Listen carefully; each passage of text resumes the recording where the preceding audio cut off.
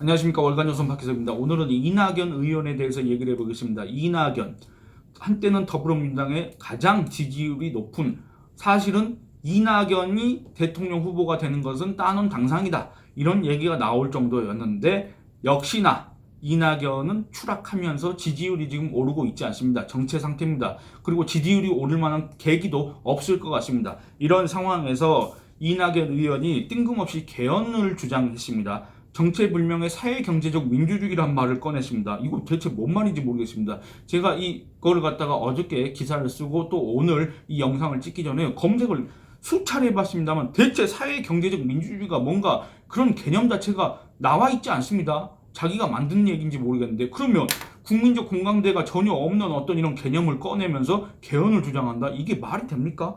또 이거에 대해서는 이제 시기적으로, 그 다음에 이낙연 의원이 처한 정치적 상황, 이런 거를 감안했을 때 사실은 이 사회 경제적 민주주의 이런 걸 갖다 주장하기 위한 것보다는 어떤 권력구조 개편, 이원 집정부제 또는 내각제 개헌을 하려는 거 아니냐, 밑밥 던지기 아니냐, 이런 의심이 갈 만한 또 대목이 있어서 이걸 한번 얘기해 보려고 합니다. 이낙연 전 더불어민주당 대표가 16일 더불어민주당 광주시당에서 기자회견을 가졌습니다. 이 자리에서 이낙연 의원은 헌법 개정 필요성을 주장했습니다. 뭐라고 그랬냐면 5.18 이후 직선제 개헌 등 정치적 민주주의를 제도화했고 이제 우리는 사회경제적 민주주의를 위한 개헌에 나설 때가 됐다. 내 삶을 지켜주는 민주주의를 위한 개헌을 국민 앞에 제안드린다. 헌법에 국민의 생명권과 안전권, 주거권을 신설하자. 이렇게 제안을 했습니다. 글쎄, 여러분들 아까 제가 얘기했지만 사회경제적 민주주의, 이게 대체 뭡니까? 대체 뭔데 국민들이 알지도 못하는 개념을 꺼내들고 와가지고 자기가 만들었는지 누구한테 들었는지 모르겠지만 그걸로 개헌을 주장할 수가 있습니까? 이건 너무 어이가 없습니다. 이낙연 대표도 생명권, 안전권, 주거권 이런 얘기를 했지만 이거에 대해서 살펴보도록 하겠습니다. 이낙연 주거권에 대해서는 이렇게 얘기합니다. 무주택자의 내 집 마련과 고가주택이 아닌 1주택자 장기 거주주택의 세 부담 완화, 전월세 거주자의 주거복지를 위한 근거로서 필요하다, 이렇게 주장했습니다. 여러분, 지금 현재 무주택자의 내 집 마련과 그 다음에 1주택 보유자의 세 부담, 그 다음에 전월세 거주자의 거주 불안, 이런 것들이 헌법에 주거권이 명시되지 않았기 때문에 지금 이런 불안 상황이 야기됐습니까? 아니면 문재인 정부의 부동산 실정 때문에 야기된 겁니까? 대체 이게 뭔 얘기인지 모르겠습니다. 그리고 더 중요한 건 제가 이따가 한 번에 다 얘기하겠지만 헌법에 주거권 명시되어 있습니다. 그리고 이낙연 의원 이런 얘기합니다. 토지 공개념을 강조했습니다. 토지로 인한 불공정, 불평등을 개선하도록 좀 더 구체화해야 한다. 국가 균형 발전에 대해서도 지방 소멸을 막고 지방 재정 분권의 실효성을 높이도록 국가 균형 발전의 내용을 명료하게 규정했으면 한다. 이것도 헌법에 지금 나와 있습니다. 이낙연 의원, 이제까지 9차례 개헌은 국민의 권리보다 권력 구조에 집중됐고 국민의 삶은 헌법으로부터 멀어졌다.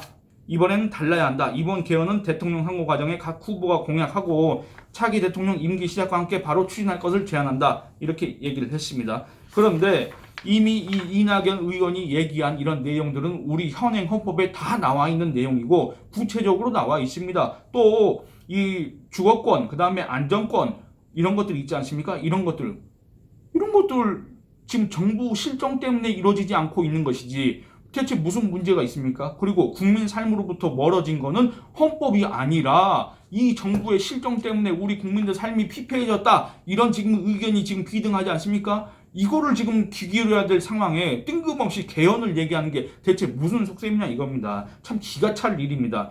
제가 지금부터 이낙연 의원이 얘기한 안전권, 주거권 이런 거를 얘기해 보겠습니다. 우리 헌법, 지금 현재 헌법이나 1987년도에 개정된 헌법 제10조 모든 국민은 인간으로서의 존엄과 가치를 가지며 행복을 추구할 권리를 가진다. 국가는 개인이 가지는 불가침의 기본적 인권을 확인하고 이를 보장할 의무를 진다. 이렇게 얘기합니다. 이게 소위 말하는 행복 추구권인데 이 행복 추구권 안에 이낙연 의원이 얘기한 모든 이런 권리가 다 들어가 있다고 보시면 됩니다. 포괄적으로 다 들어가 있습니다. 그런데 세부적으로도 우리 헌법에 지금 나와 있습니다. 제14조 모든 국민은 거주 이전의 자유를 가진다. 이게 바로 거주권 아닙니까? 주거권 아닙니까? 16조 모든 국민은 주거의 자유를 침해받지 아니한다. 이것도 바로 주거권 아닙니까? 제35조 사망 국가는 주택개발 정책 등을 통하여 모든 국민이 쾌적한 주거 생활을 할 수 있도록 노력해야 한다. 이게 바로 주거권 아닙니까? 이걸 갖다가 지금 헌법에 이렇게 규정되어 있는데도 이걸 갖다 이행하지 못하고 국민 삶으로부터 점점 그 주거권이라는 것을 희미하게 지금 만들고 있는 자들이 대체 누구입니까? 대체 이런 소리를 누구한테 해야 됩니까? 이낙연 의원은. 정말 어이가 없습니다. 그리고 또 한번 살펴보겠습니다. 이것도 안전권에 대해서 이낙연 의원이 얘기했지 않습니까? 이것도 나와 있습니다. 34조 1항 모든 국민은 인간다운 생활을 할 권리를 가진다. 35조 1항 모든 국민은 건강하고 쾌적한 환경에서 생활할 권리를 가지며 국가와 국민은 환경 보존을 위하여 노력해야 한다. 이렇게 나와 있습니다. 이게 바로 주거권이면서 안전권입니다. 또 이낙연 의원은 국토 균형 발전에 대해서 또 얘기를 했습니다만 우리 헌법 제120조 2항 국토와 자원은 국가의 보호를 받으며 국가는 그 균형 있는 개발과 이용을 위하여 필요한 계획을 수립한다. 이렇게 지금 규정하고 있습니다.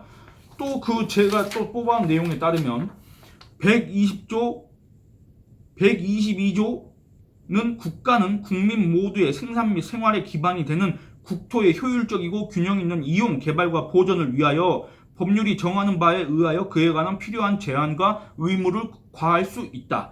123조 2항 국가는 지역 간의 균형 있는 발전을 위하여 지역 경제를 육성할 의무를 진다. 이렇게 되어 있습니다. 대체 안 나와 있는 게 뭡니까? 대체 헌법에 얼마나 더 구체적으로 명시를 해야 되는 겁니까?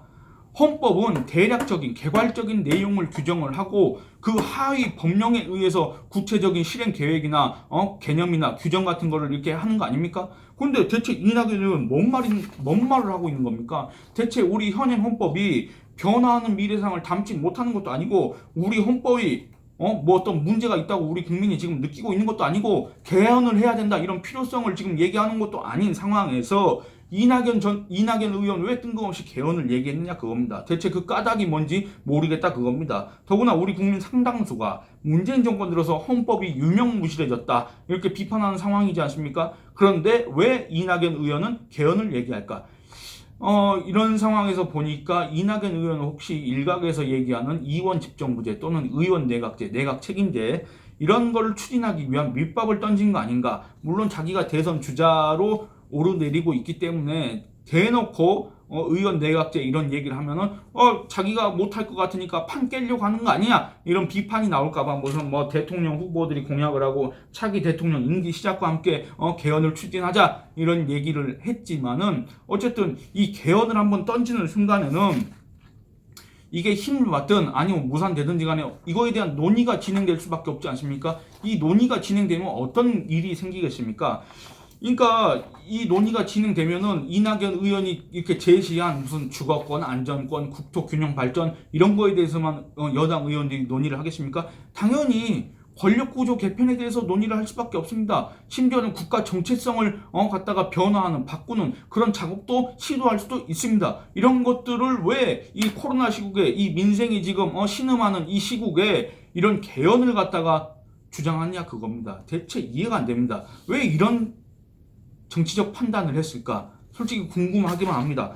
그리고 제가 아까 이낙연 의원의 다른 속셈이 있는 거 아니냐 이런 얘기를 했지 않습니까? 그럴 수밖에 없는 게 현재 여권의 유력 대선 주자 누가 있습니까? 이재명 경기도지사 한 명입니다. 유력하다고 할 수 있는 사람은 이재명 지사 한 명밖에 없는데 이재명 지사는 바로 소위 친문이 가장 경계하는 후보이지 않습니까? 오죽하면 홍준표 의원이 공공연하게 이재명이 대통령이 되면 1년 안에 문재인 대통령은 감옥에 갈 수 있다 이렇게 얘기하겠습니까? 이게 바로 어떤 친문의 이재명 공포 이런 걸 갖다 얘기한 거 아니겠습니까?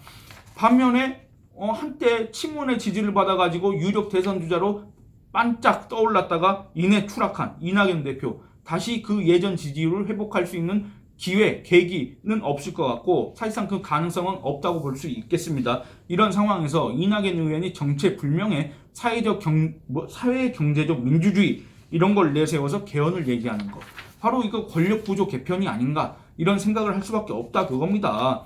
만약에 이 이낙연 의원의 개헌론이 여당 안에서 힘을 받는다. 지금 친문들 마땅히 내세울 만한 이재명의 대항마, 대체제 이런 걸 갖다가 내세우지 못하고 있지 않습니까? 이런 상황에서 그러면 이 판을 흔들어버리자, 개헌을 해버리자 이런 식으로 나갈 수도 있지 않습니까? 이게 만약에 개헌론이 힘을 받을 경우에 야당에서도 이에 동조하는 세력들이 나올 수 있다 그겁니다. 제일 대표적인 사람 누굽니까? 김종인 국민의힘 전 비상대책위원장 그리고 김무성 전 의원 이런 사람들 대표적인 내각제 개헌론자 아닙니까? 김무성, 김종인을 추종하는 국민의힘 세력들, 특히 초선 의원들, 집권 가능성은 없지만 개파 수장으로서 계속 남아서 정치적 영향력을 유지하고 싶은 정치인들, 이런 사람들이 여당의 개헌론자들과 합세해가지고 개헌을 추진할 때는 이게 가속화될 수 있다 그겁니다. 더불어민주당의 사실상 군소주자들도 지금 개헌론에 하나씩 이렇게 말을 던지고 있습니다.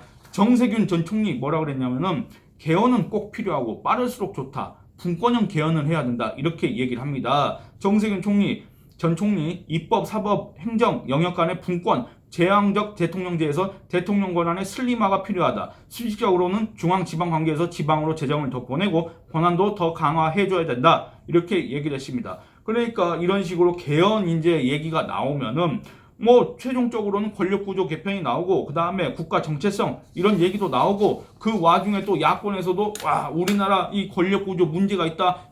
제왕적 대통령제 때문에 맨날 5년 단임제 때문에 대통령이 퇴임하고 나면 감옥에 가는 이런 비극이 계속 되풀이되는 거 아니냐. 그렇기 때문에 개헌을 해야 된다. 이런 식으로 하면서 김종인 같은 사람들이 나와가지고 슬쩍 숟가락 얹기를 하지 않겠습니까? 그 와중에 더불어민주당 내 또는 뭐 그 외곽에 국가 정체성을 바꾸려 하는 세력들도 있지 않겠습니까? 물론 이거는 이제 이낙연 의원 또는 여당 안에서 개헌론 이게 힘을 받아야 가능한 상황이긴 하지만 솔직히 좀 우려되는 부분도 있습니다. 이것도 저것도 안 되겠다 싶으면 이런 선택을 할 사람들이 많기 때문입니다. 그런데 이 사람들이 꼭 한 가지 알아둬야 될 거는 자기들이 정말 정치인이라고 한다면 지금 이 상황이 어떤 상황인지 알아야 된다 그겁니다. 우리 국민의 관심사는 개헌이 아닙니다. 우리 국민의 관심사는 헌법을 바꿔야 된다가 아닙니다. 제발 헌법을 지켜라. 헌법과 법률을 지켜라. 제발 좀 그렇게 해라. 우리 국민은 공정과 정의를 바라고 있고 그 다음에 이 경제를 살리는 걸 바라고 있고 이 코로나 시국을 하루빨리 탈출하는 거, 백신을 접종하는 거 이런 것들을 바라고 있다 그겁니다. 이런 상황에서 개헌을 주장하는 정치인의 사고 참 이 현실과 너무 괴리감이 커서 어떤 얘기를 해야 될지 모르겠습니다. 이낙연 의원 참 할 말이 없습니다. 예, 오늘은 이만 줄이겠습니다. 감사합니다.